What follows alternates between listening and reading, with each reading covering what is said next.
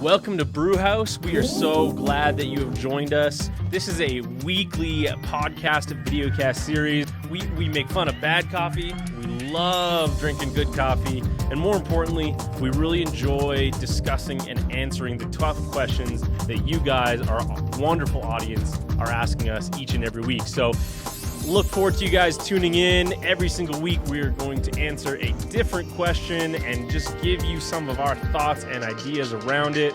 We would love participation, so please feel free to comment, email us, provide us feedback. We want to hear from you because this is only as good as the questions you ask. Hey guys, welcome to Brew House. My name is Brennan. I'm really excited. Today is a special guest episode of our videocast podcast, and I have here with me a friend and a colleague. Why don't you introduce yourself? My name is Melissa. Welcome, Melissa. Thank you. There we go. Thank you so much. Are you excited to be here? I'm elated to be here. Elated. Yes. You might be the only one, but good. that's okay. We accept everyone good. here Okay. on Brew House. Typically, this would be the part of the episode where we brew a nice cup of coffee. That's typically what Shane and I would do. However, today, due to time constraints, we took the cheap route or the quick route I was going to say. with coffee. Maybe not cheap. Cheap route. Not cheap Okay. route. For those on camera, they can obviously see our beautiful Starbucks cups. For those listening, that you'll just have to picture that beautiful white and green cup that you pay far too much money for. And so when I told you, listen, this is Brew House, and what would you like? What would be your evening beverage? Because we're recording this later in the afternoon. You told me tea. Yes. So you're drinking tea. I'm drinking peppermint tea, and I have little to no regrets about it. All right, I will do my best not to judge you for your choices. I'm working on it. I'm an individual in growth. So Listen, I can only have caffeine after a certain point during the day. Yep. Or it affects my sleep. I'll be honest, caffeine affects my sleep as well. Okay. Having said that, I'm drinking a beautiful 3-shot blonde caramel macchiato, which is my favorite drink. If anyone ever wants to, drop one off, feel free. But there's a little bit of espresso in mine. So you're saying you're probably not going to have a good night's sleep tonight? That is an accurate statement. Well, at least you're enjoying your coffee now, I guess. There we go. Okay. I can enjoy it now, and at 12 o'clock tonight, I'll be cursing myself and trying to remind myself that you didn't say I told you so. That's fine. How's that? That's fine. I won't hold it against you. All right. You don't judge me for my tea now. I won't judge you for your lack of sleep. There you go. Yeah. There you go.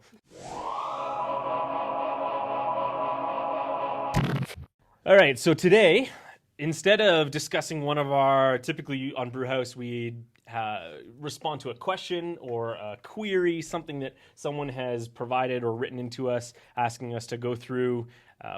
We'll pick that up again next week. But for this guest episode, because we have Melissa here, I kind of wanted to talk to you a little bit about what you're involved in. It's really exciting. You and I have had a lot of conversations. And so why don't you tell me a little bit more about, what are you up to? What do you do? Those kinds of things. Sure. So I do a lot of things. I don't even actually really know where to start. So very recently, within the last couple of months, I got my credentials to become a provisional psychologist within the province of Alberta. Very exciting. Which is extremely exciting because there's a lot of loopholes to jump through. And as you know, with this education part, it's a really long process. It's a process. Yes. So that is kind of the umbrella, I guess, of what I do. So in addition to that, I have a very small private practice that I just started within the last couple of weeks as well. Yep. And I'm also a teaching assistant for the counseling program that we were a part of. That's right. Currently a part of, sorry. Currently. Not to rub that one in on I you. know. I'm not quite done that master's program. I'm taking the journeyman's track, and that takes about 10 to 12 years to finish. Getting the job done, doing what you got to do. Exactly. Yeah, so I do some of that right now as well. And then I also work at Ambrose University as the wellness coordinator, and I do a lot of mental health programming, awareness, that sort of thing on campus. And sometimes I drive farm equipment as well, just because I need something different to do. So, That's right. Now, your family lives out of town, and so is that a bit of a retreat for you to get out of town and just drive massive farm equipment? I mean, it's because to me that sounds like the most stressful task that I could possibly ever be given. It's a good mental break because it's Okay. a complete shift in like what you're doing. So it's Yeah. just like it's using different parts of your brain. And it's kind of like this nice thing, like, oh, I can actually just like shut off like the clinical side, and which just sounds really weird. Yeah. But it's also kind of nice just to be able to, like, when you're sitting in a piece of equipment for long periods of time, like you don't have to do forced manual labor. Right. But then when something goes wrong, it's just like, well, getting out of my piece of machinery and I just got to get the thing done. But during busy seasons, it can definitely be very stressful Fair and enough. very long days. Well, that's crazy. Yeah. You already alluded to, so you and I have been colleagues for a number of years in our master's program through Providence Seminary and their counseling program. And both of us have a passion for just helping others, working in mental health. Obviously, this podcast is Shane and I work out of a faith community and a faith collective.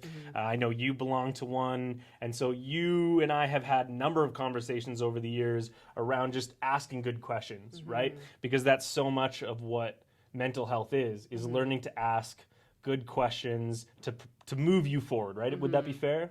Yeah, I think so. Because I think, especially if I can jump into like the therapy process of things, I don't ever assume that I know what somebody's talking about. So if people, especially if people use the word, like the phrase, you know what I mean? Like, no, I actually don't. Why don't you tell me more about that? Exactly. Yeah. And then like if people are using words or if they're using kind of the same language to describe things, but maybe they don't realize what they're describing. Right. Or if they're like describing a situation and it's just like, so what were you feeling in that situation? It's like, oh, I didn't even think about that. That's really cool. That's really cool. I like that. So part of this podcast and this videocast is asking those questions, having conversations around that. And I really wanted to bring you on for this episode because as we were just discussing, as we've gone through a bit of our first season, asking questions around, the polarization of culture and how to ask good questions, and is church important? Are faith communities important?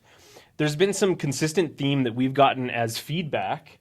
And so you've kind of decided to work in a very specific lane, if I can put it that way. You kind of want to take your profession into a special, how would I phrase that? A bit of a focus. Yeah. What is that? Tell me a little bit about that and maybe explain for people what that is. Yeah, so I think if you're alluding to what our conversation was the other day, so I've kind of decided to hang my shingle out and kind of focus more on religious trauma. Okay. And so it might sound a little bit, especially if we're kind of talking within the context of church, you're like, wait a second, like what's going on here?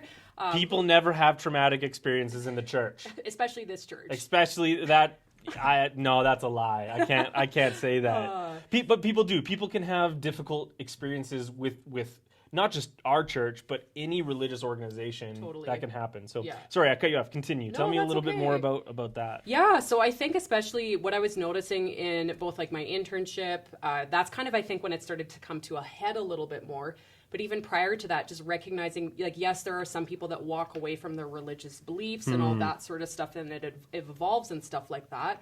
But a lot of the things that I've noticed with messaging that people have shared, again, whether it's in that professional setting or if it's with people I've had conversations with, that there's a lot of underlying hurt with some of the messages that are conveying. And so with religious trauma, what we're kind of looking at is like, what are those experiences where it keeps, like, it's causing a lot of wounding and a lot of deep hurt for people. And especially if it's like those very covert is the word that I'm looking for, like kind of like the subtle messages or things like you wouldn't normally think, because maybe when you think of like religious trauma, you might think of like really overt abuse. But the reality is there's some messages that get conveyed very specific ways, and that person can take that on and it begins to affect their identity, but they might not necessarily know it does.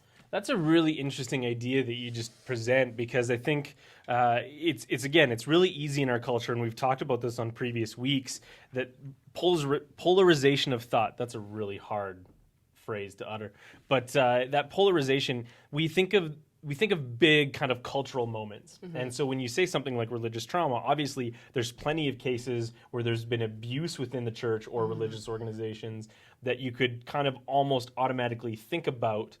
But those subtle, those covert pieces, the messaging, the themes, the ways we approach faith, the way that in our context in a church, the way we approach scripture is informed so much by our environments, by our the individuals that help nurture us and develop us as individuals, and they create a bias in us that we don't always understand, right? So how do you work with people through religious trauma? Like, what would be the process that you go through to help people understand what it is they've been experiencing and how to maybe move beyond that? So I think the key is even identifying, because I've had people that have actually like very, very deliberately approached the process of therapy saying like, this is what's happened to me. And I don't know if you've talked on the podcast about the catchphrase like deconstruction. So picking apart their faith and realizing like I'm all out of sorts and I need help processing through. So they're aware that's like there's things that have happened to me in my faith journey that I need to like work through because it's been harmful for me. So there's people like that are maybe a little bit more aware of like, oh, these messages, like they're aware that something's coming up. But then there's other people where whether it's like Christian clients that come in and all of a sudden I hear these messages that they're telling about themselves or like talking about God. And it's kind of this, I don't want to say disconnection, but it's just like hearing the language that they're using. Yeah. And it sounds like there's a lot of wounding. Yeah. And so I don't say like, oh, you've been religiously traumatized, but it's just being able to identify again whether somebody's very, very consciously coming in because they want to work through it, or if it's saying like, hey, like I've got all these things going on, and also I think God's mad at me. Right. That's fascinating. So we're going through as a church right now a series called Verses, and we've talked about a lot of different kind of common themes that we find in our religious community, in our Bible, and that is things like, love and hate, faith and doubt. And that was one that I want to pause on for a second, because I think this is something, as you're talking, that resonates with me. I spoke on this a little bit just at the beginning of October, and that was that there's this idea that we can experience doubt. And when we approach doubt in faith, it can be very difficult, because how we respond to that doubt, how we process it, how we resolve that doubt can have a big impact on how we approach it down the road. I shared a little bit of a story talking about how when I was younger, one of the things I was instructed was we are never to doubt our faith, right? And that was something that was a common theme, I think, in Christian circles for a long time. Yeah. I won't speak to other faith communities, but for me, that was something that you didn't doubt your faith, right? You believed something, and then you had to believe it 100%. Yeah. And as I grew and as I developed in my faith and my life, I would always come back and kind of be in conflict with that, because I wanted to ask questions, but then I felt like that was wrong. And then it kind of came to a head where I had so many questions, then I kind of wanted to throw it all out the window. And so what you're talking about is this ability to really just work through maybe that internal doubt, some of those struggles, some of the experiences we've had that maybe we have a hard time understanding, and being able to understand why we reacted a certain way, why we approach people a certain way. Is that fair? Yeah, that's definitely part of it. I think the other thing too, because especially if you've been in a position where if people that you trust, whether it's again like in a very formalized faith community, whether it's like you've been taken advantage of or you've heard like these messages and everything too. Yeah. Again, like you might not necessarily realize that you carry that with you. So one of the things I often reflect back to is that if you are basically told your entire life that you're a piece of garbage, but God loves you and like he's here to rescue you, which is like, it's hard not to take that as like internal, like, okay, like I'm a piece of garbage. Yeah. And so it's just like reflecting on that all of the time. And so of course that's going to affect like how you see yourself, and especially how you see yourself in relation to others. That's a little bit of maybe like an extreme example. I don't even want to say extreme, but if you have stuff like that, information that keeps coming in that confirms that bias about yourself, then all of a sudden you're like, well, it's true. So I'll highlight maybe a personal story. I'll share this because, both you and I, in the middle of going through a master's on counseling, you end up doing a lot of therapy yourself. Yes. And you don't have an option. It's just part of the deal. Yeah. And so part of the therapy that I went through was just in relation to my dad. right? And one of the things that I learned about myself as an individual and my faith was I always had a really hard time picturing God as Father, as love, because that was not my understanding of what a father was, because him and I were always at each other. We were very physical with each other, right? It was not always a healthy relationship. So I grew up hearing, well, God the Father is just an incredible, and I was like, whoa, hold on. Yeah. That's not God the Father. And once I was able to work through that, then I all of a sudden had the ability to approach Scripture in a whole different way, because I was able to understand what that was actually trying to communicate. So that's again part of maybe just working through some of that religious trauma. It's not always what's been influenced by the organization or by faith, but just our own experiences. Totally. Yeah. And I'm sure you and I think we've had extensive conversations about the idea of plenty. Just conversations in general, but with attachment theory, and Yes. I won't delve too much into that, but the idea, especially again, like what you had said kind of with your experience with your dad, how on earth could you expect somebody to actually have this healthy image of what God is when your own parental life, you actually haven't had that modeled? And so even the same thing again, it's just like if you're used to that, there's no way to actually view God in maybe like a more of like a healthy way. Yeah. And so working through some of that stuff again, whether that's you're going to therapy, or you have involvement in a healthy faith community, or you have other supports that are there for you to actually like help inform you what healthy relationships look like. It can be really hard to make that switch to be like, oh yeah, of course God is loving. Again, the miraculous can happen, but there's a lot of other pieces that kind of go along with that. So I think the important thing that we're both highlighting is it's so valuable to have conversations around our understanding of faith. Right? It's really valuable to work through maybe our struggles, how we approach things.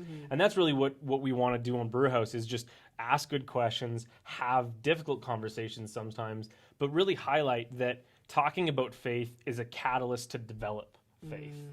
Right? Does that align kind of with what you think? Yeah, I think so, because I think especially for in my own faith journey that I've had, the more that I've actually faced again, what are my biases, and picking apart like those things were just like those hurts versus again like who I believe God, who I think God is, and recognizing like that's actually not that it's a recipe for A plus B equals like C. Congratulations, you've made it. You mean that not everyone has the same experiences? Is that surprising to you? What? I think we need to stop the podcast. I don't know what to do with that information. Right? Sorry, continue.